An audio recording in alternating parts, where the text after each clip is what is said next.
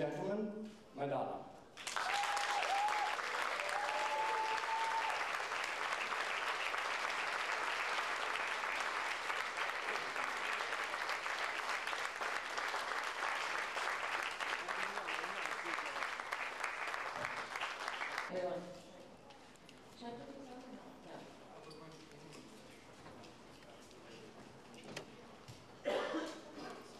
History and pushing those boundaries, how does it feel to be making it? Honestly, I had no expectations when I started writing the books. I didn't even know that anyone would be interested in them. I felt inspired to share some life lessons that I've learned over the past few years with children, and it was all a surprise that things worked out as well as they did and that people were so enthusiastic about them. So no, I didn't expect it.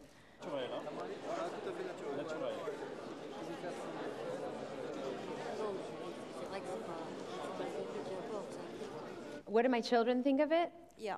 Yeah, well, my son's only 3 and he's not good at sitting still. If it's not about a truck or a car, he's not interested. But my daughter loves them. I tested them all out on her, and she was very helpful to me through the whole writing process. So she's a big fan of them.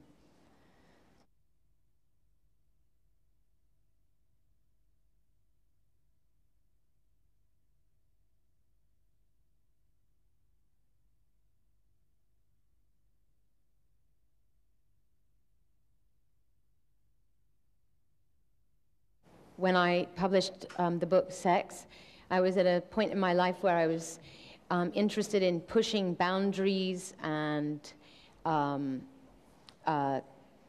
questioning society and dealing with taboo subjects, and I was into showing off, and I was interested in myself, essentially.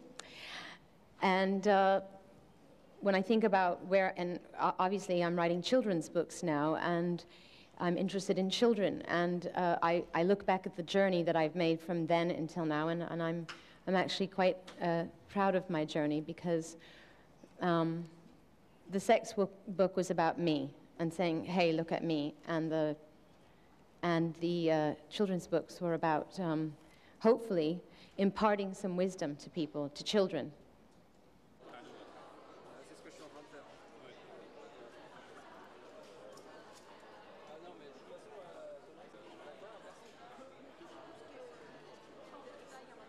The inspiration for writing the books came in several ways.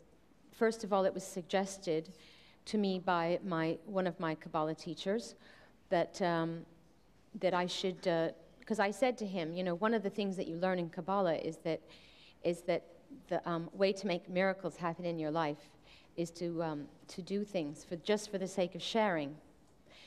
And so I thought to myself, well, what could I do that's not that doesn't have anything to do with what I get out of it? And he suggested that I write children's books, and I didn't think much of the idea. But then I started paying a lot of attention to the books I was reading my daughter, and I didn't think that there were a lot of spiritual lessons in a lot of the books that I was reading my daughter, and it suddenly dawned on me that it actually was a good idea.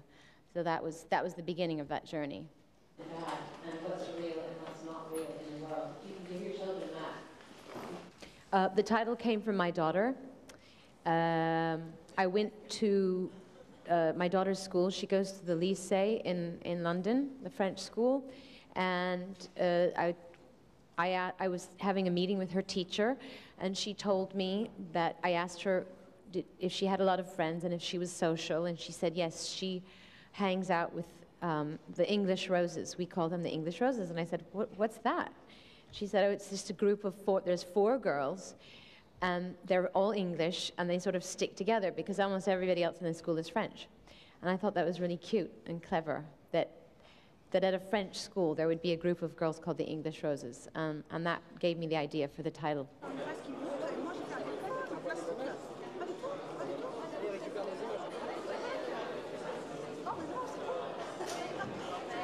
I think the most fun I've had of all the things that I've done creatively has been to write these books. And And I think a lot of it has to do with the fact that I'm not doing it to become more famous, and I'm not doing it to become richer, and I'm not doing it because I think it's cool. I'm doing it because I want to share something I know with children, and it's been a very liberating experience for me.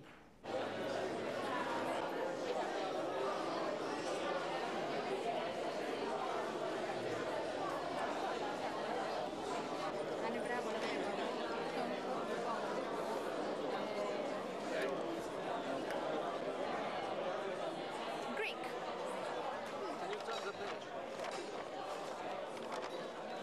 I have it in Hebrew if you want to see. Arabic. What's that? In Hebrew. Ah, Hebrew. Oh. Thank you very much.